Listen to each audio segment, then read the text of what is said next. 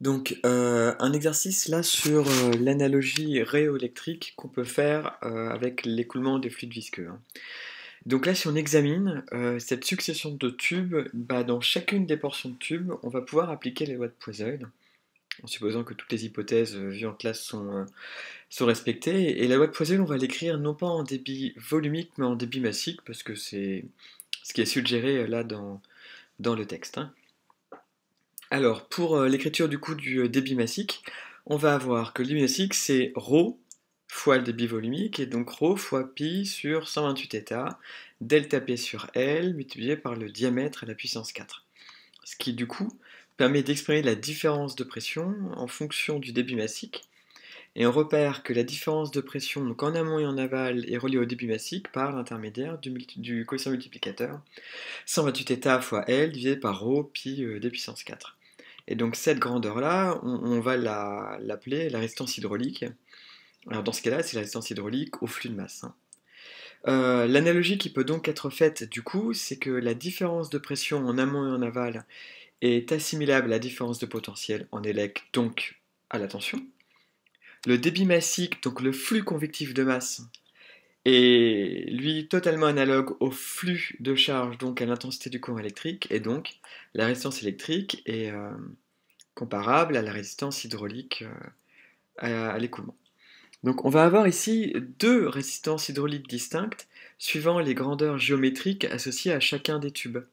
Donc on va avoir la première résistance hydraulique liée au tube de longueur L1 et au diamètre D1, et la deuxième liée au tube de longueur L2 et de diamètre D2.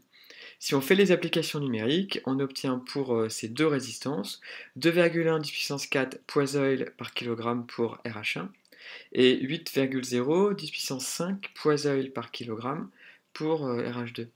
On remarque dès maintenant, et ce sera utile à la fin, que la résistance hydraulique du tube, enfin des tubes numéro 2 d'ailleurs, est beaucoup plus grande que celle des tubes numéro 1. Alors finalement, si on repère un petit peu cette analogie-là, bah, on va pouvoir repérer tout un tas de choses comparables en élec. Donc le premier tube par lequel entre le fluide au niveau de la pression en amont P1 se comporte comme une résistance R1. On observe là qu'on a la séparation des tubes en deux, ce qui correspond donc formellement à un nœud en élec. Nœud qui conduit à une résistance R2, puis pour l'autre côté du nœud, à une série R1 plus R2. En amont, on avait la pression P1, donc en amont en élec, on aura le potentiel V1. Et en aval, on avait la pression P0 pour l'aréo. Et donc là, en élec, on aura le potentiel V0. Donc finalement, pour exprimer les débits massiques, donc les flux convectifs de masse, on va pouvoir s'inspirer de ce qu'on fait en élec pour exprimer des courants. Donc on va appliquer ici simplement le pont diviseur de courant, qu'on va pouvoir appeler ici pont diviseur de flux convectif.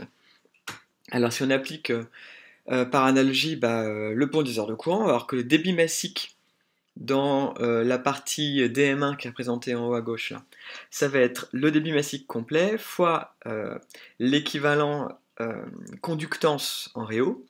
Et donc la conductance du tube L1 en série avec le tube L2, c'est 1 sur RH1 plus RH2. Divisé par la conductance de l'autre branche du nœud, c'est-à-dire 1 sur RH2, plus 1 sur RH1 plus RH2. Donc ça, on peut également l'écrire pour DM2. On va donc avoir que DM2, ça va être DM, donc le flux massique total, fois 1 sur RH1, divisé par 1 sur RH2, pardon, divisé par 1 sur RH2 plus 1 sur RH1 plus RH2. Autrement dit, là, je connais tout sauf le débit massique complet. Et pour évaluer le débit massique complet, on va juste s'inspirer de l'équivalent de loi d'Emaille, hein. C'est-à-dire que la différence de potentiel est égale au courant total fois la résistance électrique totale, soit ici la différence de pression qui vaut le débit massique total fois la résistance hydraulique totale. Et quand on écrit les résistances hydrauliques, il faut juste un petit peu bien se poser pour l'exprimer. Il y a quoi dans notre système électrique? On a une résistance hydraulique RH1 qui est en série avec un assemblage parallèle. Assemblage parallèle constitue de quoi? De RH2 en parallèle avec RH1 plus RH2. Autrement dit, on va avoir pour la résistance hydraulique totale RH1 plus 1 sur 1 sur RH2 plus 1 sur RH1 plus RH2. Donc là, si on fait les applications numériques, on obtient pour le débit massique complet 0,24 kg par seconde, et pour les deux autres débits massiques, 0,12 kg par seconde. Alors là, c'est intéressant de regarder parce que finalement, on va avoir le même débit massique dans les deux embranchements post-nœud. Hein, et en fait, on peut s'en rendre compte simplement en regardant, finalement, RH2 a une valeur qui est beaucoup plus grande que RH1. Et comme on a deux tuyaux dans la partie à droite, là, RH1 puis RH2, qui sont en série, quelque part, là, on va pouvoir dire que c'est le tube de résistance hydrique la plus grande qui impose son débit. Un petit peu comme on a pu voir en cinétique chimique avec l'approximation de l'étape cinétiquement déterminante.